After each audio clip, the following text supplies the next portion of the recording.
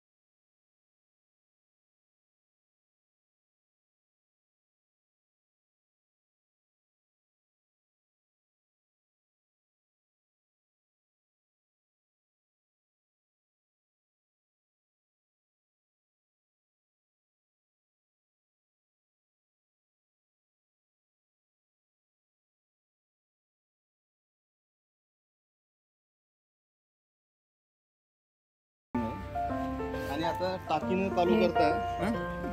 चालू करता हे जर असेच ठेवले, हे पुढं पाईपलाईन सरळ आम्ही झाडांना दिलेली. आता ते ह्या इथून जाते, ह्या मार्फत जातं. इकडे जनरल तोरण वगैरे धुण्याकरता वगैरे साधारणतः आम्ही हे इथे टोपी काढून दाखव. हे कॉक काढून ठेवलं. चालू केलं ते पाणी येत नाही. इथे नॉर्मल काय भांडी वगैरे कुठे धुवायची असेल अशा पद्धतीने आता हे बंद केलं. हे पाणी सरळ पुढे जातं. हे पुढे इथे पूर्वी एक झाड होतं, तिथे ओलं दिसते का, इथून खाली इथे एक त्याला ठिबक सिंचन होतं.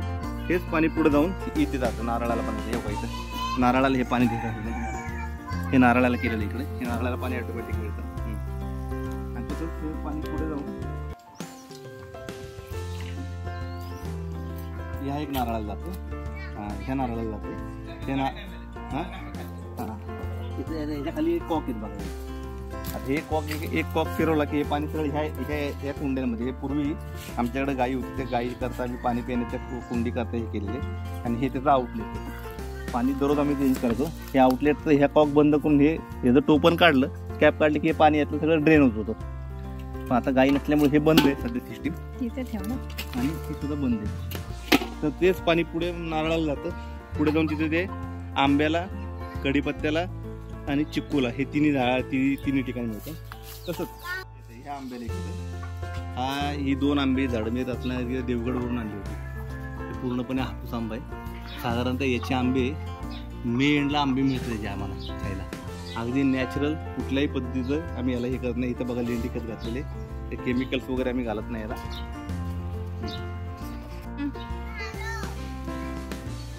इकडं आलेले इथं पूर्वी बेलाचं झाड होतं. त्या बेलाच्या झाडाला पाणी मिळायचं आणि ते तसंच वाहून या पुढे ह्या नारळाला मिळत होतं. अशा पद्धतीने आम्हाला सगळे हे मिळत होतं. आणि पुढे झाड होतं, इथं सुद्धा आम्ही ते कनेक्शन देऊन ठेवलेलं.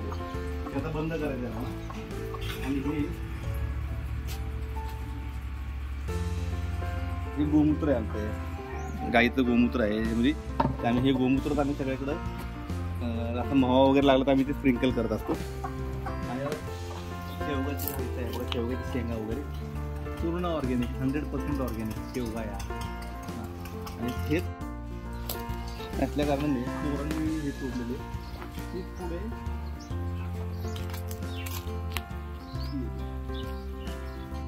तसंच पोरांनी हा पाईप, तो पुढे पाईप कनेक्ट होऊन इथं ह्याला पाणी मिळतं आणि तोच पाईप पुढे ह्या जांभळीला पाणी मिळतं. अशा पद्धतीने सगळ्या झाडांना आम्ही पाणी ऑर्गनाईज केलं होतं. पण आता मुलांनी तोडल्यामुळे आता आम्ही आज फिक्स करणार आहे हा पाईप. असे सगळ्या पक्षांचं, किडे मकोड्यांचं माहेर घरी हा आंबा आहे.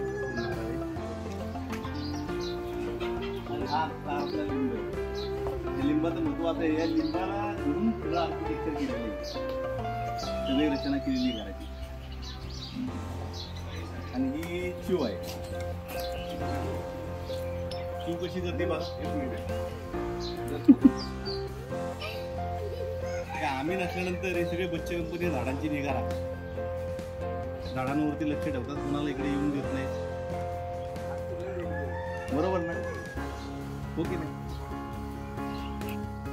आता इथं आमच्या इथं आम्ही इथं बनवलेले आता आमच्या गाड्या आतमध्ये इथे ॲक्च्युली हे गेट होतं.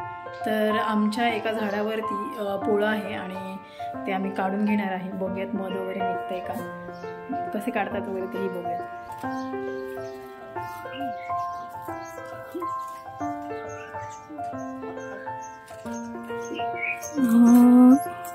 तिथे आहे लिंबाच्या झाडावर आहे का?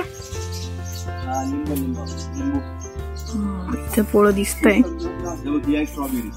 हा बघू काय तुझं नाव?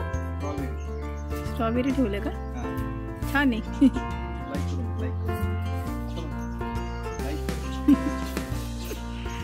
तू काढणार आहेस का? हा का? तर तयारी चालू आहे. ते काय करणार आता, जाळणार का? अच्छा, मग ते आपल्याला आज जायला लागेल. खिडक्या लावायला पाहिजेत घराच्या, सगळ्या खिडक्या लाव.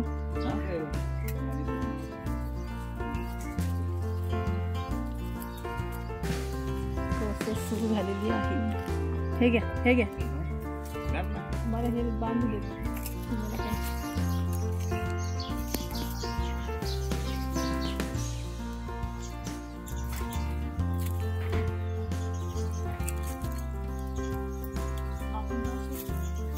ते पेटलं नाही तर ते हा? खाली बघा त्याच्यात.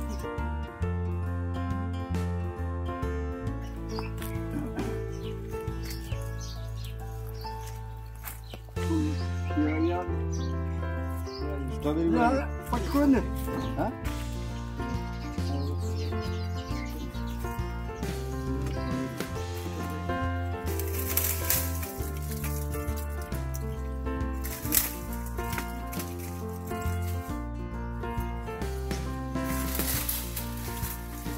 अरे बापरे.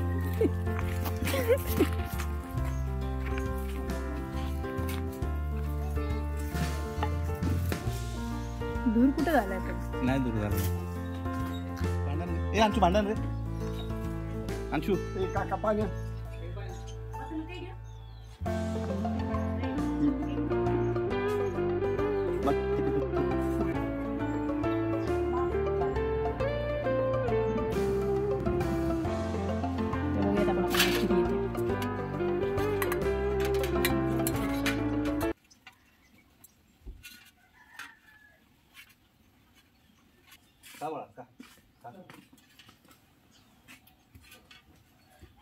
नंतर